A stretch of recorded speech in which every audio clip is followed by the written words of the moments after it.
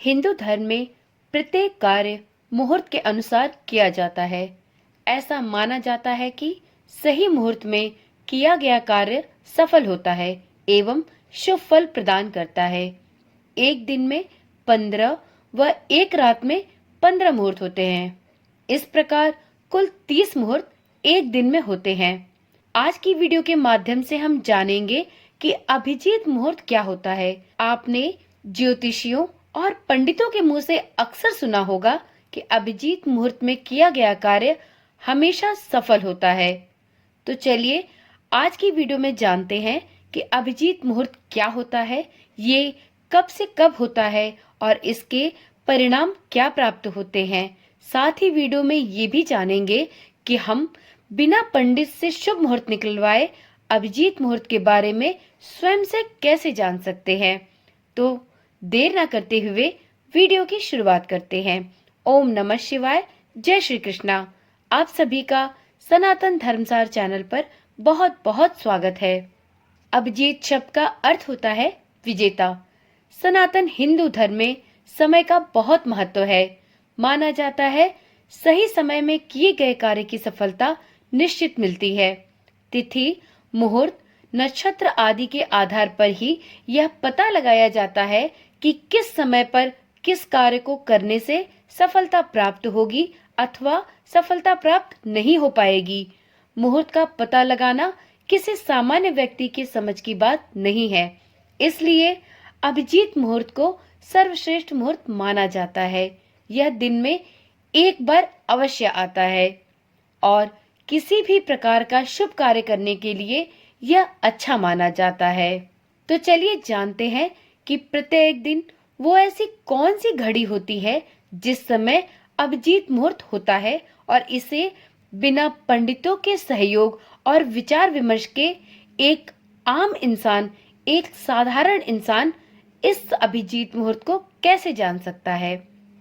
हिंदू धर्म ग्रंथों के अनुसार सूर्योदय से दूसरे दिन के सूर्योदय तक कुल 30 मुहूर्त होते हैं, जिसमें से 15 सूर्योदय से लेकर सूर्यास्त तक तथा 15 सूर्यास्त से लेकर अगले सूर्योदय तक होते हैं। इनमें अभिजीत मुहूर्त अत्यंत ही शुभ तथा फलदायी होता है। अभिजीत मुहूर्त प्रत्येक दिन के मध्य समय से करीब 24 मिनट पहले प्रारंभ होता है और मध्य समय से ही लेकर 24 मिनट बाद तक समाप्त होता है। आप इसे ऐसे भी समझ सकते हैं कि किसी भी दिन का आप मध्यकाल निकालें। जैसा कि आप सभी जानते होंगे कि एक घड़ी में 24 मिनट होते हैं, तो जब आप किसी भी दिन का मध्यकाल निकालें तो उसमें एक घड़ी अर्थात 24 मिनट जोड़ दें और उसमें से एक घड़ी अर्थात 24 मिनट घटा दें और इन दोनों के बीच का अर्थात मध्य का जो 48 मिनट का समय प्राप्त हो वही अभिजीत मुहूर्त माना जाएगा। आप इसे ऐसे भी समझ सकते हैं, यदि मान लीजिए आज सूर्योदय ठीक 5:30 बजे हुआ हो तो दोपहर 11:30 बजे यह उस दिन का मध्य समय होगा।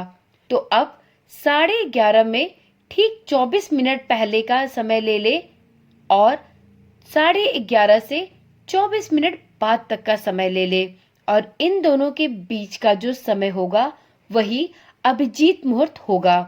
परंतु यह ध्यान रखें कि प्रत्येक दिन सूर्योदय के अनुसार यह मुहूर्त थोड़ा बहुत बदलता रहता है, क्योंकि अभिजीत मुहूर्त किसी भी दिन के 12 घंटे के मध्य का समय लिया जाता है। तो प्रत्येक दिन सूर्योदय एक समय पर नहीं होता, यह 15 से 20 मिनट घटता बढ़ता रहता है। तो आपको जिस भी दिन का अभिजीत मुहूर्त निकालना हो, आप उस दिन के सूर्योदय का समय अच्छी प्रकार से जान लें और उस समय से लेके 12 घंटे तक के समय के बीच में जो मध्य समय आता है उस मध्य समय को लेकर उससे 24 मिनट घटा दे और 24 मिनट बढ़ा ले। इन दोनों के बीच का जो मध्य समय हो वही समय अभिजीत मुहूर्त कहलाता है। तो इस प्रकार आप बिना पंडित के सहायता के स्वयं से भी अभिजीत मुहूर्त निकाल सकते हैं।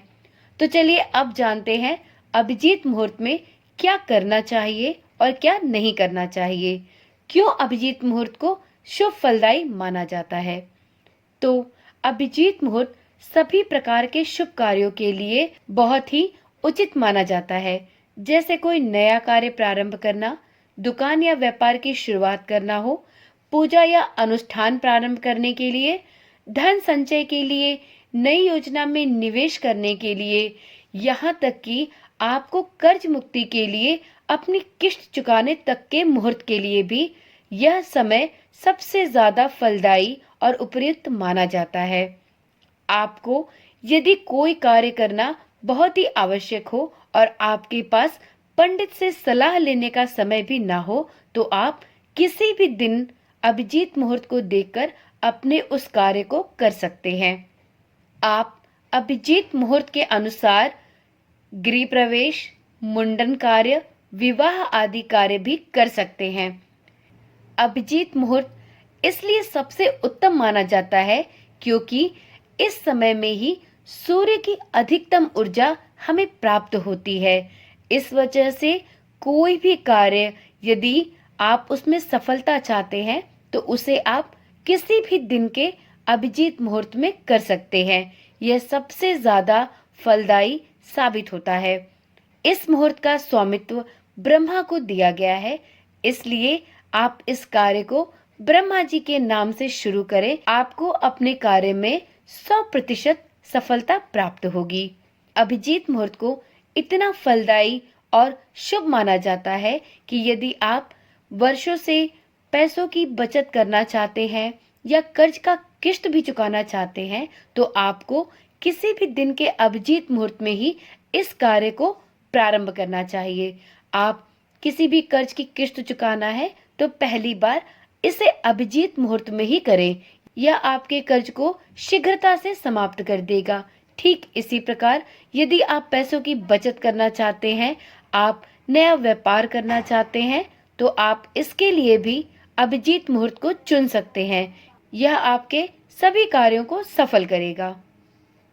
वैसे तो अभिजीत मुहूर्त अत्यंत उत्तम माना गया है और इसके लिए किसी भी पंडित या ज्योतिष से सलाह लेने की आवश्यकता नहीं होती, परंतु अभिजीत मुहूर्त में एक दिन ऐसा माना जाता है जिस दिन अभिजीत मुहूर्त में कोई भी कार्य किया जाए तो वह विपरीत परिणाम देता है। ये दिन होता है बुधवार का। बुधवार के दिन अभिजीत मुहूर्त होने के बाद भी कोई शुभ कार्य नहीं करना चाहिए। सिर्फ और सिर्फ बुधवार के दिन अभिजीत मुहूर्त में किया गया कार्य फलदायी नहीं होता। बुधवार को छोड़कर आप किसी भी दिन अभिजीत मुहूर्त में अपने किसी भी शुभ कार्य को कर सकते हैं, क्योंकि ऐसा माना जाता है कि बुधवार के दिन अभिजीत मुहूर्त में ही राहु काल आता है और इस शुभ मुहूर्त का फल विपरीत दिशा में प्राप्त होने का भय बना रहता है। इसलिए आप किसी भी कार्य को अभिजीत मुहूर्त में कर सकते हैं, सिवाय बुधवार को छोड़कर। और साथ में यदि आप यात्रा करना चाहते हैं, उसके लिए भी अभिजीत मुहूर्त सबसे ज्यादा श्रेष्ठ माना गया है। परंतु यदि आपको यात्रा दक्षिण दिशा में करनी हो तो भी अभिजीत मुहूर्त के अनुसार दक्षिण दिशा की यात्रा फलदायी नहीं मानी जाती। इसलिए बुधवार के दिन और दक्षिण दिशा की यात्रा को छोड़कर आपके लिए प्रत्येक दिन का अभिजीत मुहूर्त शुभ फलदायी माना जाता है। उम्मीद करती हूँ अभिजीत मुहूर्त के बारे में दी गई जानकारी आपके लिए रोचक और ज्ञानवर्धक रही होगी। आप अपने कमेंट के माध्यम से अपने किसी भी प्रश्न को पूछ सकते हैं, उसका उत्तर आपको अवश्य दिया जाएगा। तो चलिए आज की वीडियो यहीं तक। यदि वीडियो पसंद आई हो तो आप इसको अपना एक लाइक अवश्य दें। फिर मिलते हैं एक नई वीडियो, एक नई जानकारी के साथ। तब तक के लिए ओम नमः शिवाय, जय श्री कृष्णा, राधे राधे।